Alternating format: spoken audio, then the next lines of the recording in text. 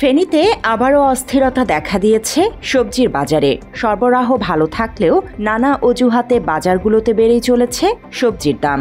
প্রায় সব ধরনের সবজি কেজিতে ২০ থেকে ৪০ টাকা বেড়েছে।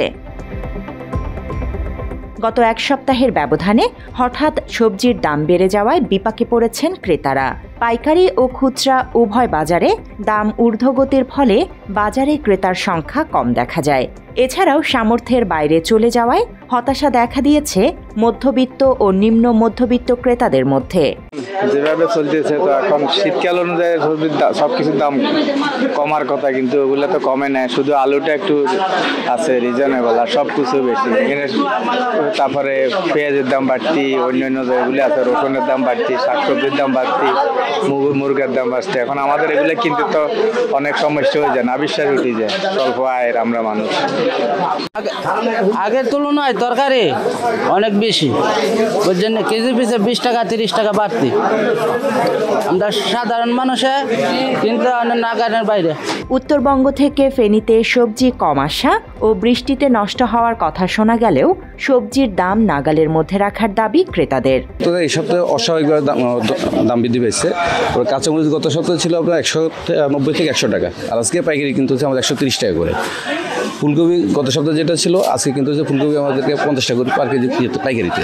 তো খুচরা বাজারে তো সেটা আকাশচুম্বী দাম হচ্ছে, আমরা হতাশ হয়ে যাচ্ছি এই জিনিসটা। হ্যাঁ, আগের তুলনায় একটু বাড়ছে, কারণ শীত এই মুহূর্তে পড়া শুরু হয়েছে। সবজিটা আসলে অ্যাভেলেবেল না। যেগুলো আসতেছে কিছুদিন আগে বৃষ্টি হওয়ার কারণে অনেক সবজি নষ্ট হয়ে গেছে মাঠে।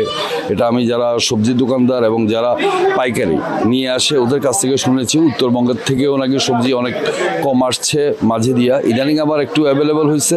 আমি ব্যবসায়ীদের কাছে অনুরোধ করবো আপনারা পরিমাণে লাভের পরিমাণটা একটু কম করেন।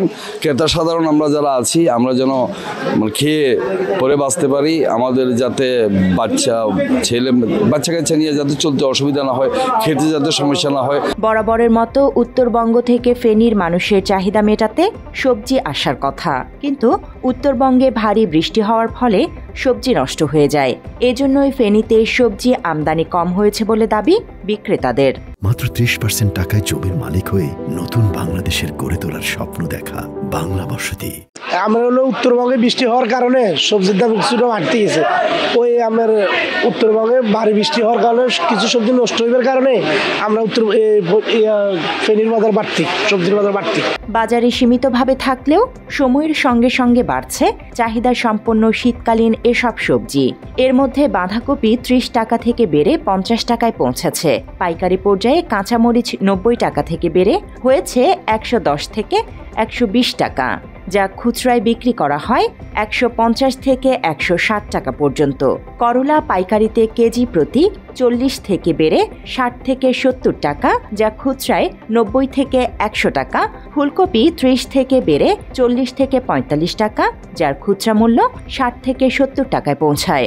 এছাড়াও টমেটো, পেঁপে, মূলা, বরবটি, ঢেঁড়স, জালি কুমড়া, মিষ্টি কুমড়া, গাজর, কাঁচা কলা সহ বেশ কিছু সবজির দামও বেড়েছে ২০ থেকে ৩০%। তবে কিছুটা নিয়ন্ত্রণ রয়েছে আলুর বাজার। Desk report, Bangla addition.